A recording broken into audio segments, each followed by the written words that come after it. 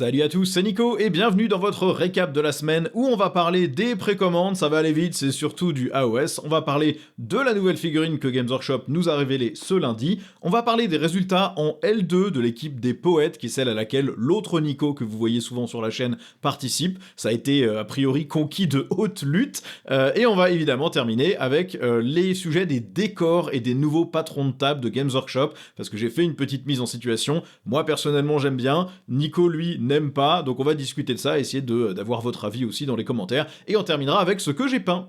Bon, les précommandes, on va passer assez vite, il n'y a pas de 40 000 cette fois-ci, c'est juste du Age of Sigmar, donc vous avez une nouvelle édition de Spearhead qui va annoncer aussi probablement un nouveau manuel du général, dont personnellement j'attends beaucoup, parce que je trouve que l'actuel est vraiment pas intéressant du tout, je déteste le système de tactique à écrire sur sa fiche, parce qu'en fait il y a que 2 ou 3 cartes de tactique qui sont vraiment jouables, donc c'est tout le temps les mêmes qui sont prises, j'aime pas trop le système de construction de liste, j'aime pas trop le système d'utiliser les sites de pouvoir pour rendre des trucs occultants, bref, je n'aime pas du tout cette saison, d'ailleurs quand on joue à Age of Sigmar, on joue à la saison précédente, nous perso, puisqu'on trouve que la dernière est vraiment pas du tout intéressante. Donc une nouvelle saison de Spearhead, ça veut dire de nouveaux plateaux, de nouveaux décors, ça veut dire de nouvelles cartes de mission. Spearhead c'est un format qui est toujours intéressant, je trouve, même nous après y avoir joué pas mal de fois, parce que c'est comme ça qu'on a démarré sur Age of Sigmar en V4 en tout cas, bah on continue à y jouer de temps en temps, parce qu'on trouve que le format reste frais, ça reste intéressant avec ces cartes de tactique qu'on tire au hasard, etc. Il y a toujours des trucs cool, donc une nouvelle édition c'est cool, vous avez une nouvelle boîte avec du coup 2 Spearhead dedans, vous allez avoir la Spearhead des Cités de Sigmar,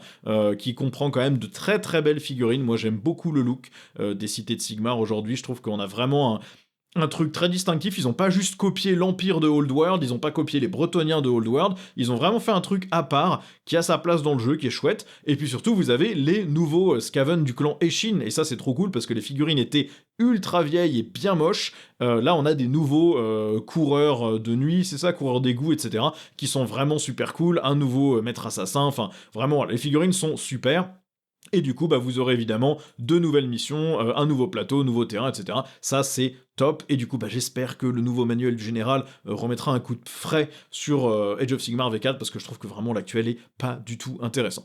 Bon, vous avez aussi un nouveau bataillon, plus ou moins, hein, qui est une phalange des Ossiarques. Alors, j'ai pas l'impression qu'il y ait les nouvelles figurines Ossiarques dedans, on a toujours les anciens lanciers slash épéistes, je crois que le kit est double, et puis on a les bestioles classiques, avec quand même Arcane le Noir qui est une belle figurine. Mais bon, ça vous fait un petit bataillon, si vous vouliez commencer une armée d'Ossiarques, c'est sympa aussi. Et puis on a un nouveau bouquin de Dan Abnett, alors c'est pas la continuité d'une histoire qu'on connaît déjà, c'est pas le Scouring, hein, c'est une nouvelle histoire qui a l'air d'être relativement intéressante, parce que c'est pas juste, enfin en tout cas vu le descriptif, ça a pas l'air d'être que du bolter porn, ça a l'air d'être une plongée plutôt dans une cité ruche, donc qui reflète peut-être un peu le quotidien de l'Imperium, ce qui peut être relativement sympa à lire aussi, par rapport à juste 3 Space Marines démolissent toute une planète, et ça tire pendant 400 pages.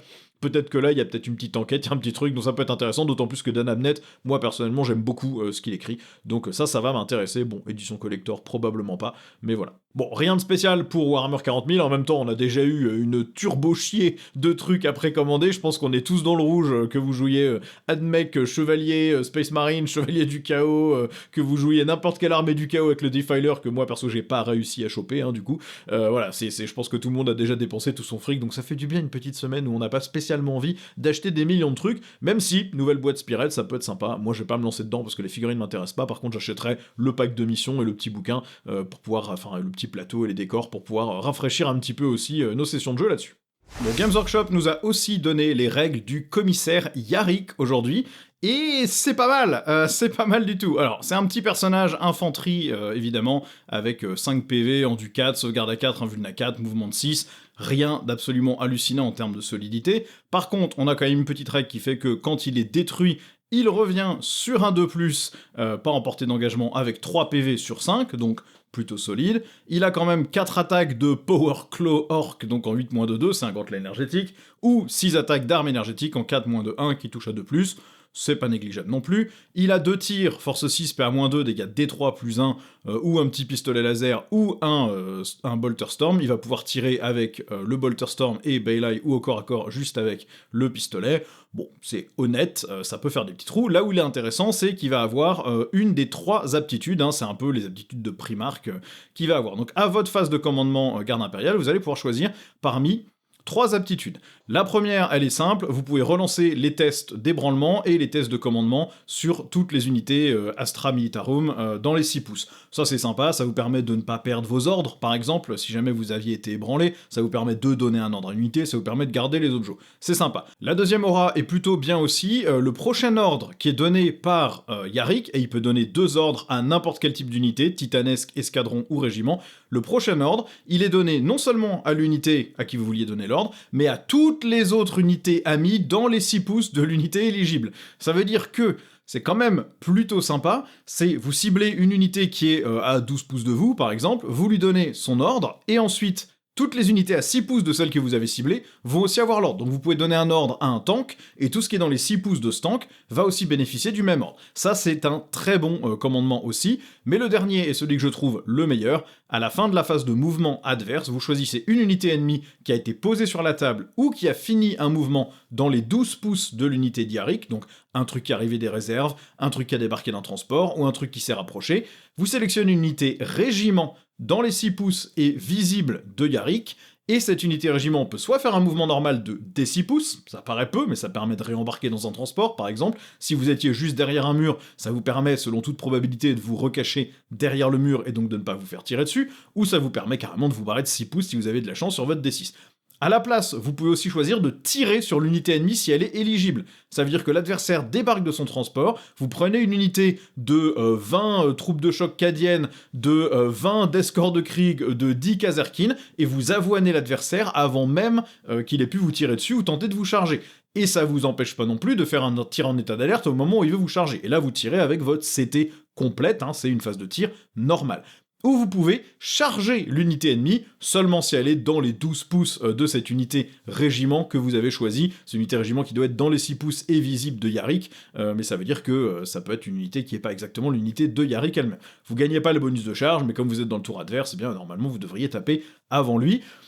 C'est un sacré truc, ça, c'est quand même vraiment fort, ça veut dire que si l'adversaire s'approche, vous avez tous les outils, soit vous vous barrez, soit vous avez une unité qui est capable de tirer bien fort et vous éclatez l'adversaire au tir, soit vous avez une unité qui est capable de taper un peu, même si, bon, il va falloir que ce soit un régiment avec des capacités de corps à corps, il n'y en a pas tant que ça en garde impériale, mais vous pouvez quand même le tenter, et dans ce cas-là, vous allez charger l'adversaire. Il y a des trucs quand même rigolos à faire, donc c'est un bon personnage, plutôt sympa, en termes de coups en points, difficile à dire, je pense qu'il va être dans la tranche des 100, 120, quelque chose comme ça, parce que son potentiel de dégâts est pas incroyable, par contre son potentiel de boost de l'armée est plutôt pas dégueu. Il peut mener des troupes de choc cadiennes, il peut mener des katachans, il peut mener des escorts de Krieg, donc les unités lambda, il peut mener des Kazerkin aussi, qui sont une unité qui peut potentiellement tirer relativement fort, il peut mener des ingénieurs de combat de Krieg qui, là encore, peuvent faire plutôt mal, hein. Ça vous permet éventuellement de déclencher toutes les armes spéciales, etc. Ou vous avez les Tempestus qui eux aussi peuvent quand même envoyer quelques salves, donc il y a des trucs rigolos, sachant qu'attention, hein, le fait de pouvoir tirer ou faire le mouvement réactif, c'est que une unité régiment dans les 6 pouces, ça veut pas dire que ça doit être l'unité de Yarick,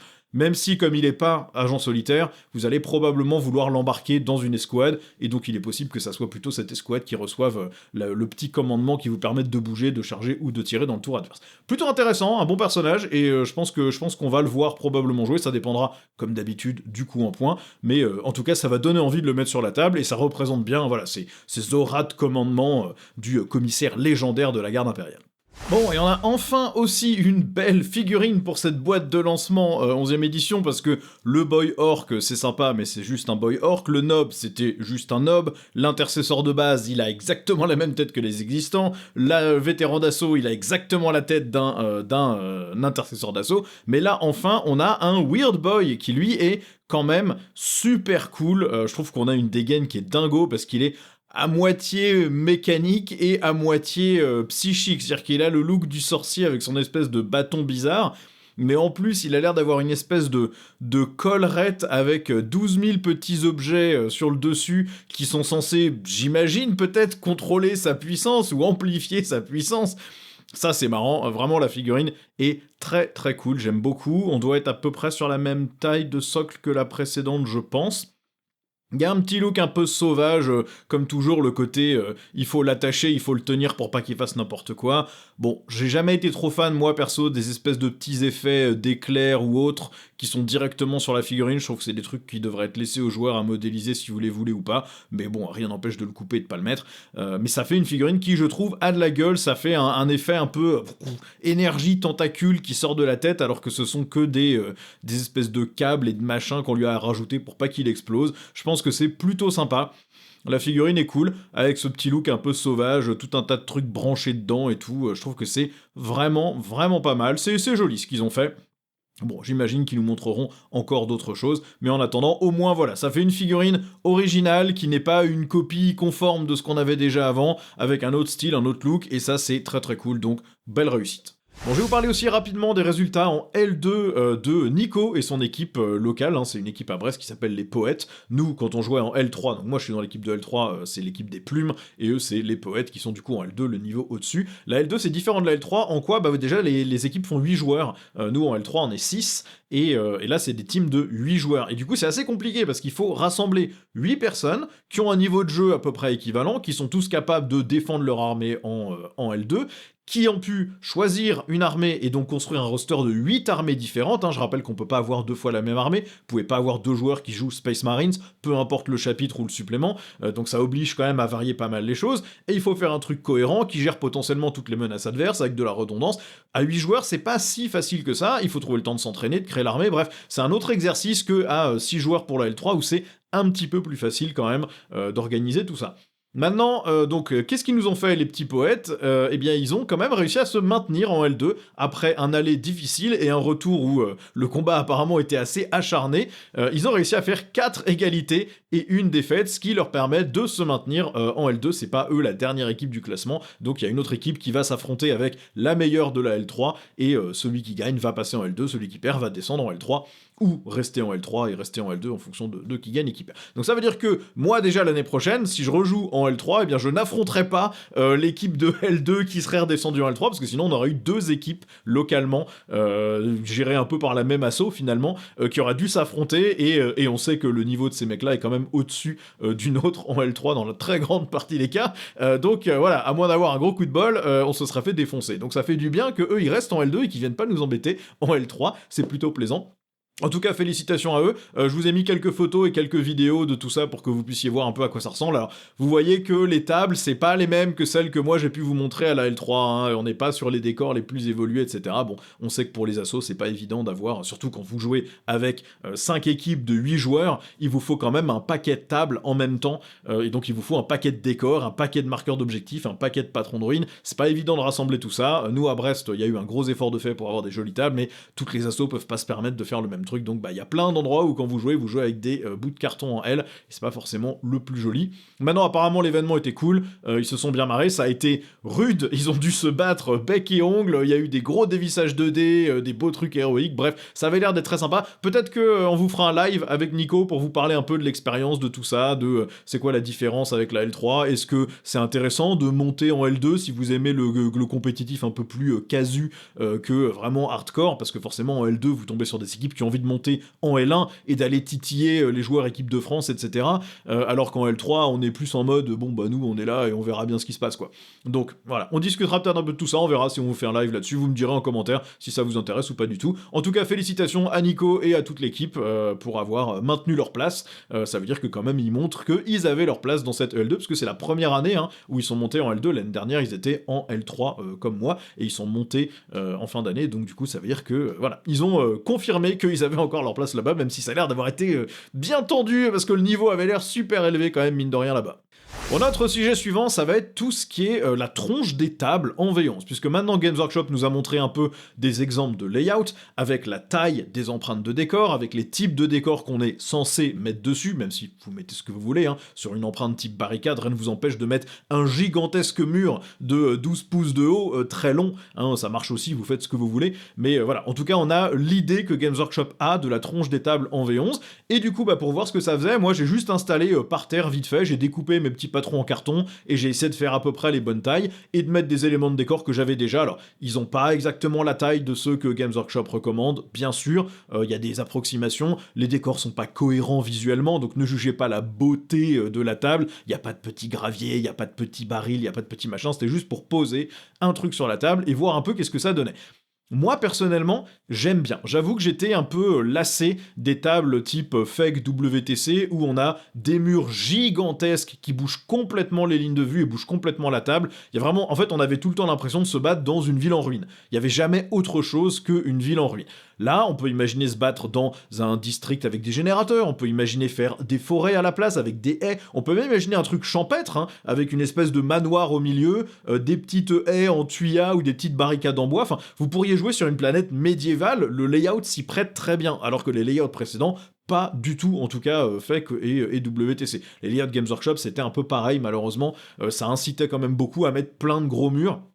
Et donc là, on sort un peu de ça. Alors, moi, les décors que j'ai mis, c'est des décors de ruines, évidemment, donc vous allez me dire, ça ressemble toujours à une ville en ruine. Oui, certes, mais au moins, il y a de la variété potentielle, parce que vous êtes plus dépendant des murs géants qui bougent complètement la ligne de vue. Moi, j'aime beaucoup, mais j'en ai parlé avec Nico, l'autre Nico, et lui, il aime pas du tout. Par contre, lui, il trouve que ça manque vraiment de hauteur, que ça fait des tables toutes plates, que les barricades, ça occupe pas assez de place sur la table, que c'est pas impressionnant, que c'est pas très immersif.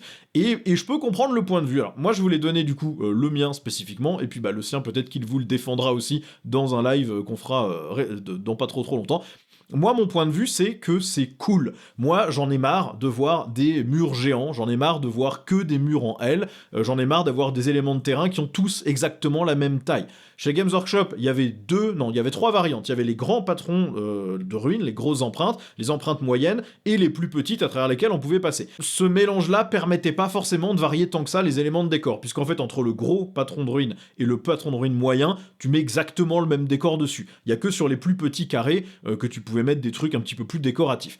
En WTC, il n'y a même pas de format différent, c'était que des grosses empreintes au sol, et donc c'était soit des grands murs, soit des plus petits murs. Et c'est tout, et les tables étaient juste chiantes. Ça voulait pas dire que c'était moche, vous pouviez avoir de très beaux éléments de décor, mais les tables étaient pas intéressantes. Quel que soit le layout que vous ayez, de toute façon, la table avait la même tronche. C'était des grandes ruines, des petites ruines, et c'est tout. Il y en avait 4 et 8, ou il y en avait 6 et 6, ou il y en avait 8 et 4, enfin inversé avec les petites et les grandes, mais c'est tout. Il y avait 12 éléments de décor, grands, petits, et c'est tout. Très chiant, pas très intéressant. En Games Workshop, au moins, vous pouviez varier un petit peu. Et en fait, vous aviez le même problème, sauf que vous aviez des petits patrons qui étaient des gravats ou des forêts, et vous mettiez ce que vous voulez dessus, mais l'élément de décor avait pas vraiment d'impact, ça bouchait pas de ligne de vue, il y avait pas de mur qui vous cachait, quoi. Mais ça changeait pas grand-chose en termes de tronche sur la table. Là, maintenant, je trouve que ça ouvre quand même beaucoup de possibilités. Sur un élément de décor, le gros élément carré, par exemple, qu'ils ont mis sur les layouts, il fait 10 pouces par 11 pouces et demi au total. Et bah ça permet de mettre par exemple le gros génératorium qu'ils avaient donné en Kill Team. Il y avait une édition de Kill Team où il y avait un gros générateur. Alors il montait pas très haut, mais ça faisait une grosse plateforme. Et bien ça, vous pouvez le mettre à cet endroit-là si vous voulez. Il fait quasiment la bonne taille. Vous aviez la plateforme d'atterrissage aussi, qui est un élément de décor que Games Workshop vendait, ou vend toujours d'ailleurs peut-être. Celui-là, il a quasiment exactement les bonnes dimensions aussi. Donc déjà, ça vous incite à mettre une belle pièce centrale en termes de terrain. Si vous avez une espèce de grosse basilique ou de gros château, ça rentre là aussi. Donc ça, c'est vraiment chouette, ça permet d'avoir des pièces centrales beaucoup plus cool, qui donnent envie d'aller prendre le milieu de table avec un gros élément. Les autres patrons qui font 7 pouces par 11 pouces et demi, ils sont plutôt plus gros que les existants qui faisaient que 6 pouces de long, c'était 6 par 12 je crois. Donc ils sont un petit peu plus longs, donc ça vous permet aussi de varier, de mettre peut-être 2 coins de ruine, ou de mettre un double truc, ou de mettre une grosse forêt avec 4-5 arbres qui bouchent le truc. Il y a plus de variété, et les espèces de longues bandes là qu'ils ont fait, qui font 2 pouces et demi sur 10 pouces, je crois, et bien ça fait presque exactement la largeur d'un container. Donc rien ne vous empêche de faire une pile de containers, au lieu de mettre juste une petite barricade que vous trouvez un peu moche, vous pouvez mettre une grosse pile de containers. Et sur la plus petite barricade à côté, vous mettez un engin de chantier, une petite grue, un petit machin qui normalement aura à peu près la bonne taille. Bref, ça vous permet de varier plein de trucs et de faire des tables qui à mon sens seront beaucoup plus jolies. Alors l'exemple que je vous montre, que moi j'ai pris en photo, évidemment il est méga basique, il n'y a rien, il n'y a pas de déco, c'était juste pour voir un peu les lignes de vue et ce qu'on pouvait placer, mais moi je vois parmi la collection de décors que j'ai, que ça soit les décors Necron que j'ai, que ça soit des décors en ruine, que ça soit même des décors plus Old World ou Age of Sigmar, bah, ça permet de faire des tables vraiment plus intéressantes, beaucoup plus riches, où en fait les tailles d'éléments de décor rentrent beaucoup mieux dans ces empreintes. Donc je pense que ça va être super chouette. Maintenant, effectivement, on va perdre probablement tout ce côté grande hauteur, à moins que le WTC décide de nous remettre ces gigantesques murs, ce que je n'espère pas. Par pitié, ne cassez pas le travail que Games Workshop a l'air de vouloir faire sur des tables plus variées, sur le passage des véhicules. Par pitié, ne rendez pas, encore une fois, les véhicules Thailand Raider inutiles sur la table parce qu'ils passent nulle part. Ils peuvent jamais arriver à l'objectif central parce qu'il n'y a rien qui passe. S'il vous plaît, WTC, ne gâchez pas cet effort qui enfin permettra d'avoir un truc joli. Je sais que vous voulez pas emmerder les assos qui ont déjà tout leur décor, mais par pitié ne nous obligez pas à rejouer une édition entière en compétitif avec des tables moches, parce que moi vraiment ça me ferait mal, ça me ferait vraiment chier que Games Workshop nous propose un jeu équilibré pour des tables plus jolies, plus diverses, plus variées, et un peu plus ouvertes avec toutes les figurines potentiellement jouables, pour ensuite me retrouver à jouer dans mon asso que contre des gens qui font du WTC avec des tables moches et pas intéressantes. On a enfin une opportunité d'avoir du jeu compétitif avec des jolies tables, un peu ouvertes, un peu sympas. S'il vous plaît, ne cassez pas tout ça. Espérons que le WTC ne fasse pas n'importe quoi. Parce que dans cette édition, vraiment, c'était un désastre. Bref, ça va s'arrêter là. Vous me direz ce que vous en pensez en commentaire. Est-ce que vous pensez que ces nouveaux patrons vont être sympas? Est-ce que vous pensez que ces nouveaux layouts vont être chiants, pas intéressants? Est-ce que vous avez des décors que ça vous permet de remettre et que vous mettiez jamais avant? Voilà, vous me direz tout ça en commentaire et puis on en discute. Et puis on va terminer, évidemment, avec ce que j'ai peint. Alors cette semaine, j'ai été assez productif pour une fois. J'ai peint 5 flash guides pour mes orques. J'en avais déjà fait 5, mais j'avais une deuxième boîte que j'avais pas encore ouverte depuis plusieurs mois maintenant. Un peu la honte. Donc ça y est, maintenant c'est assemblé et c'est peint. Je les ai peints comme d'hab dans mon schéma un peu Bad Moons, donc c'est toujours mon jaune, enfin c'est sous-couché en noir, mais toutes les parties jaunes, je les peins d'abord en blanc, je mets une couche de contraste de Iyanden Yellow, et ensuite je repasse du Haverland Sunset dessus, je mets une encre en Fuegan Orange, et j'éclaircis avec du Haverland Sunset, donc c'est un process qui est un peu long, mais qui donne un jaune, je trouve, très riche, très sympa, un peu corrodé, un peu crado, que je trouve plutôt joli, et après le reste c'est basique, c'est toujours mon schéma de peinture pour les orques, où je fais pas des éclaircissements super léchés, je fais pas des trucs très précis, je fais des éclaircissements assez grossiers par petits traits de pinceau pour donner un effet abîmé, crado sur la table que j'aime bien pour mes orques. Je trouve que l'armée orque elle rend bien quand elle est peinte de manière un peu brutale plutôt que quand tout est super fignolé avec du beau water blending et tout. Moi j'aime bien le côté vraiment brutasse et du coup ça permet de peindre vite mais en plus de faire des trucs qui je trouve ont pas trop mal de gueule sur la table. Ça donne un style qui est pas impeccable, hein. Vous voyez là quand on regarde les figurines il y a des endroits où ça déborde un peu, il y a des endroits où c'est pas nickel, mais au global je trouve que la figurine quand on la regarde au niveau de la table de jeu marche plutôt bien.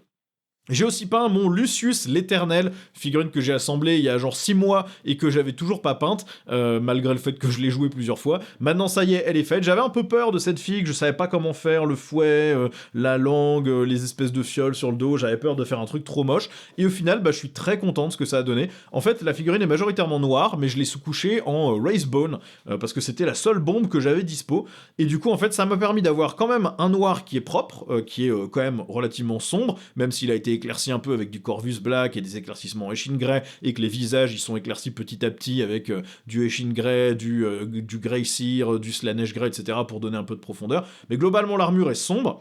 Mais tous les trucs qui ont besoin d'avoir de la couleur, ils bénéficient du coup d'une sous-couche plus claire. Donc ça veut dire que tout ce qui est la peau étirée un peu, son pagnon peau, etc. ont des couleurs que je trouve vraiment chouettes. Le fouet, il a été fait en water blending. Il est passé du coup du Emperor Steel Run étiré jusqu'au Abaddon Black, en passant par un peu tous les violets au milieu qui ont été mélangés avec de la peinture très diluée et ensuite rééclaircis légèrement par-dessus. Je trouve que ça rend bien, ça donne un effet presque un peu luisant, un peu crado. Idem pour les espèces de langues qui passent. Et les fioles, c'est juste du Incubi Darkness avec du Cabalite Green, du Sybarite Green et un petit trait de blanc pour marquer l'endroit où le liquide touche la fiole et une petite ligne de blanc pour montrer un petit effet de lumière aussi. Très basique, très simple, mais je trouve que le résultat final est très chouette. J'aime beaucoup le résultat que j'ai fait sur cette figurine et il a quand même ces quelques petites touches de rose par-ci par-là pour que ça colle quand même avec le reste de mon armée EC. Je voulais pas qu'il soit peint en rose et noir comme tous mes Emperor Children parce que il fait pas partie de ma bande. Lucius, c'est un personnage indépendant qui de temps en temps va rejoindre une armée d'Emperor Children. Et donc je voulais pas qu'il ait mon schéma de couleur, je voulais qu'il ait l'air d'être un personnage à part pour montrer son statut un peu de duelliste.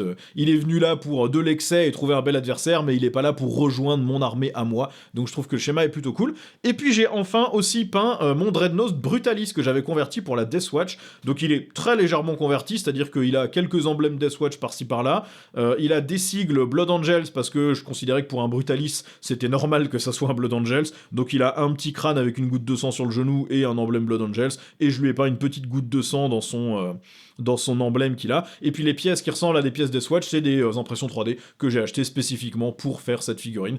C'est un petit kit qui remplace en fait tout simplement les pièces que vous avez dans le kit plastique. C'est de la résine assez souple que j'ai commandé sur Etsy. Je pourrais pas vous redonner le nom, mais ça fonctionne plutôt bien. Très rapide à peindre comme d'hab, c'est sous-couché en noir. Il y a des éclaircissements en Corvus Black aux endroits où l'armure prend le plus la lumière, des éclaircissements d'arête en Eshin Grey pour donner un truc un peu correct. Et après le reste c'est juste les couleurs de base. Il y a rien de spécial. Tout est peint à la main, pas de décalco, pas de machin, les petits chiffres je les ai fait au pinceau, la petite goutte de sang j'ai fait au pinceau, c'est basique, c'est simple, mais ça ira bien dans mon armée de Deathwatch, et puis si la Deathwatch disparaît en V11, et bah ça fera juste un Brutalis que je pourrais jouer si j'ai envie de le jouer dans une armée Space Marine plus générique.